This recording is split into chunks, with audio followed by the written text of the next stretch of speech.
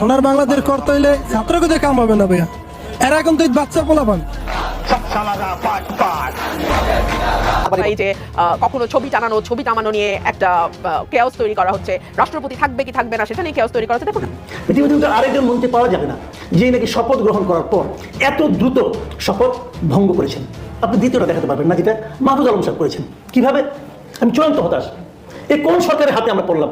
এই কেমন দুর্বল, একদিকে দুর্বল আরেকদিকে দুর্বিনীত সরকারের হাতে আমরা পড়লাম। গতকালটা নামিয়ে ফেলেছেন, অথচ যখন উনি শপথ নেন তখন কিন্তু ওনার মাথার উপর সেই ছবিটা ছিল। আসসালামু আলাইকুম রহমতুল্লাহ, সবাই কেমন আছেন? আশা করি সবাই অনেক অনেক ভালো সুস্থ আছেন। সবাইকে স্বাগতম জানাচ্ছি আমাদের আরেক নতুন ভিডিওতে।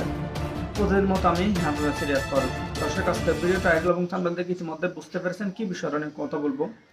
খুবই গুরুত্বপূর্ণ একটা বিষয় নিয়ে কথা বলবো, যেটা ভিডিওর শুরুতে আপনারা কিছু অংশ বিষয় দেখে বুঝতে পেরেছেন কি বিষয়টা নিয়ে কথা বলবো। তাই বিষয়টা বেশি বিস্তারিত বলবো না, কারণ বিস্তারিত বলতে গেলে ভিডিওটা অনেক লম্বা হয়ে যাবে। আমি সংক্ষেপে করার কথা আপনাকে মূল আলোচনা নিয়ে যাচ্ছি। তার আগে আপনারা যারা আমাদের চ্যানেলটা নতুন চ্যানেল সাবস্ক্রাইব করে সাথে থাকবেন। বলা হচ্ছে যে সংস্কারগুলো আছে সংস্কারগুলো করে সুষ্ঠু একটা নির্বাচন দেওয়া হবে, কিন্তু বিএনপির পক্ষ থেকে অন্যান্য সংস্কারগুলো খুব একটা পাত্তাই দেওয়া হচ্ছে না। তারা বলা হচ্ছে একটাই দাবি, নির্বাচনটা যত তাড়াতাড়ি সম্ভব। মানে যে নির্বাচন খুব তাড়াহুড়া, এটা কি একটু চোখে লাগছে না? আপনাকে অসংখ্য ধন্যবাদ। ইতিমধ্যে কিন্তু 3 মাস পার হয়ে গেছে এবং এই 3 মাসে নানান রকম অস্থিরতা আমরা লক্ষ্য করেছি। আমরা গার্মেন্টে অস্থিরতা দেখেছি, আমরা পাহাড়ে অস্থিরতা লক্ষ্য করেছি, আমরা আনসারদের মধ্যে অস্থিরতা দেখেছি। আজকে আপনি জানেন পঙ্গু হাসপাতালে যেই আহত ভাইরা আমার আছেন তারা রাস্তায় বিক্ষোভ করেছেন, কারণ 3 মাস সময় পার হয়েছে, এখনো স্বাস্থ্য উপদেষ্টার সময় হয়নি তাদের সঙ্গে দেখা করবার। তাদের মধ্যে অনেকেই আছেন যারা বলছেন যে তাদের চোখটা বাঁচাতে হলে দেশে তাদের চিকিৎসা সম্ভব নয়, দেশের বাইরে নিতে হবে। সেই ব্যাপারেও কিন্তু আমরা সরকারকে কোনো রকম কোনো উদ্যোগ এখন পর্যন্ত নিতে দেখিনি। আমরা ইতিমধ্যে দেখেছি অশান্ত নানান জনপদ, আমরা লক্ষ্য করেছি আইন শৃঙ্খলা পরিস্থিতি একেবারেই নাজুক অবস্থায়। এবং আজকে যেই বিবৃতি সেনাবাহিনীর দপ্তর থেকে দেওয়া হয়েছে, আমি পড়েছিলাম, ইটস আ লং স্টেটমেন্ট, অনেক দীর্ঘ একটি বিবৃতি, যেখানে অবৈধ অস্ত্রের কথা বলা হয়েছে, কতগুলো উদ্ধার হয়েছে, কতজনকে তারা গ্রেফতার করেছেন, এগুলো বলেছেন। কিন্তু একই সঙ্গে তো আমরা আশা করেছিলাম যে এই অবৈধ অস্ত্রগুলো ব্যবহার করে যারা বাংলাদেশের মানুষের উপরে নৃশংস কায়দায় গুলি চালিয়েছে। মাঠের অলরাউন্ডার আমি, আর ঘরের allrounder dialogs. Dialogs toilet cleaner, clean মানেই ডায়লগস। হেলিকপ্টার থেকে গুলি চালিয়েছে, যাদের নির্দেশে এই ঘটনাগুলো ঘটেছে, এতগুলো মানুষ প্রাণ হারিয়েছে, 30,000-এর উপর আহত হয়েছে, তাদেরকে গ্রেফতার করা হবে, বিচারের আওতায় আনা হবে। আমরা কিন্তু তেমন সিগনিফিকেন্ট কাউকে দেখিনি। আইনমন্ত্রীকে করা হয়েছে, সালমান এফ রহমান যিনি মূলত ব্যবসা এবং অর্থনৈতিক কেলেঙ্কারির সঙ্গে যুক্ত, তাকে করা হয়েছে, কিন্তু এখন আমরা স্বরাষ্ট্রমন্ত্রীকে আইনের আওতায় আনতে দেখিনি।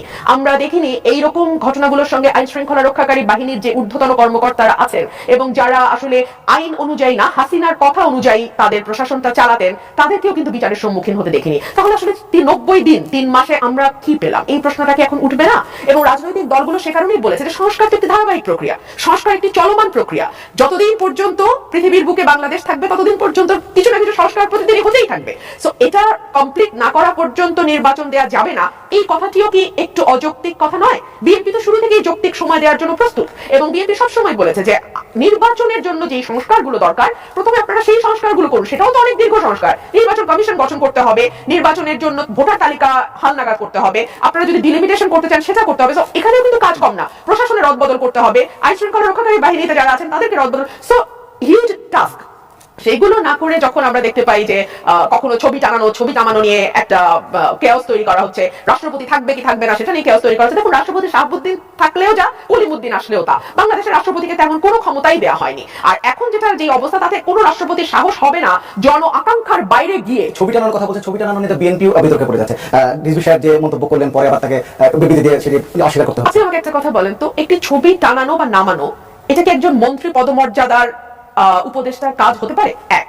দুই হচ্ছে, এই কাজগুলো কি ইচ্ছাকৃতভাবে করা হচ্ছে না, যে মূল ফোকাসটা যাতে অন্যদিকে চলে যায়? আপনি আমাকে বলেন, এখন কি সত্যি আপনারা আমার এখানে বসে ছবি নিয়ে আলোচনা করার কথা, নাকি আমাদের আলোচনা করার কথা যে টিসিবি ট্রাকের দীর্ঘ লাইন নিয়ে হাসিনার মানে ঘন্টা পর ঘন্টা সমালোচনা আমরা করেছি, সেই টিসিবি ট্রাকের পেছনে কেন এখনো এত দীর্ঘ সারি?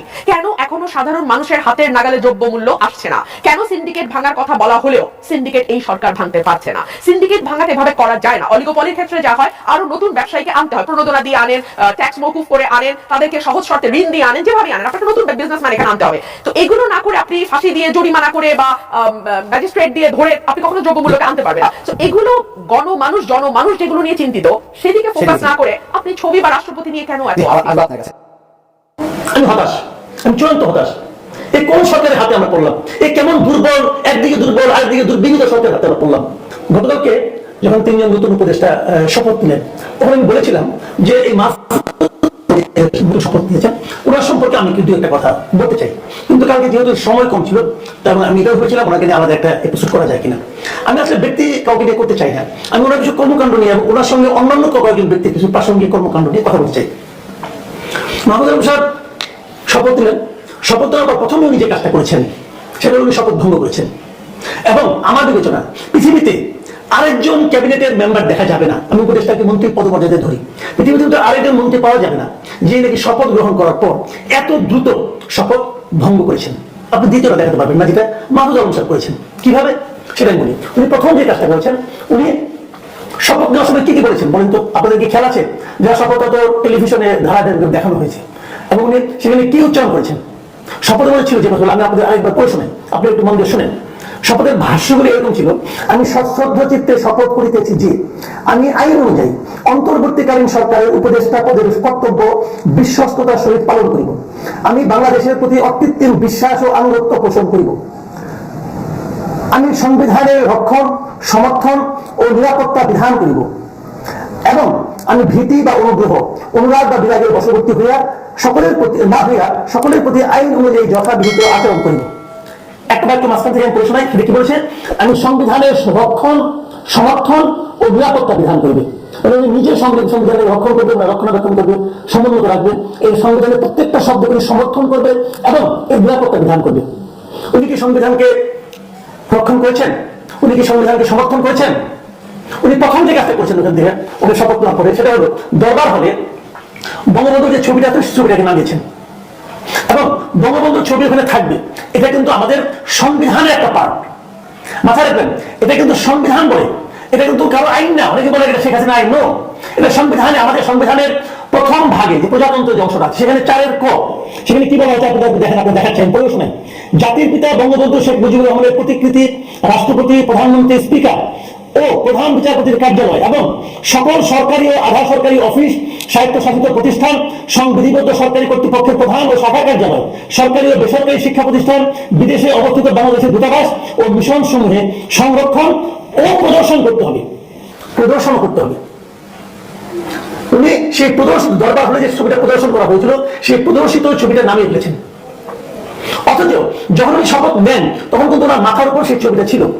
দেখুন আপনাদের সেই ছবি স্মৃতিচিত্র আপনাদের দেখাচ্ছি, মাথার উপর সেই ছবিটা ছিল।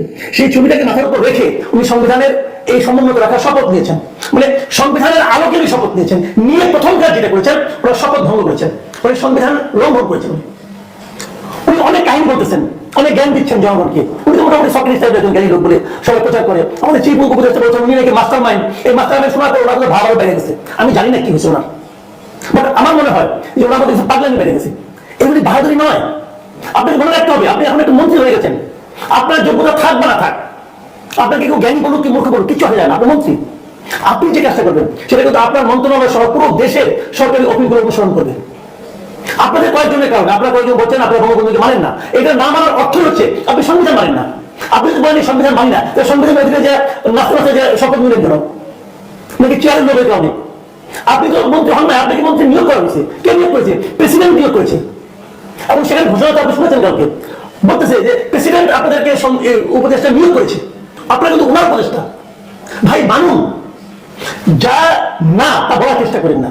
আপনি তো সেটা না কেন বলার চেষ্টা করেন? এবং কেবল তাই না, আপনি করেছেন।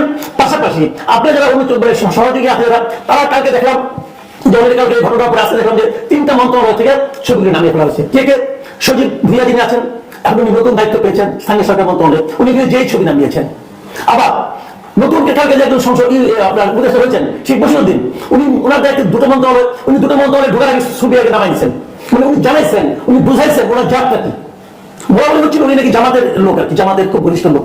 সেটা সত্য মিথ্যা জানি না, তবে উনি প্রথম কাজ যেটা, যে সংবিধানের আলোকে ওনারা শপথ নিয়েছেন, যে সংবিধানের অধীনে, যে সংবিধানকে সমুন্নত এবং সমর্থন করার জন্য ওনারা শপথ করেছেন, প্রথম দিন উনি সেই শপথ ভঙ্গ করেছেন।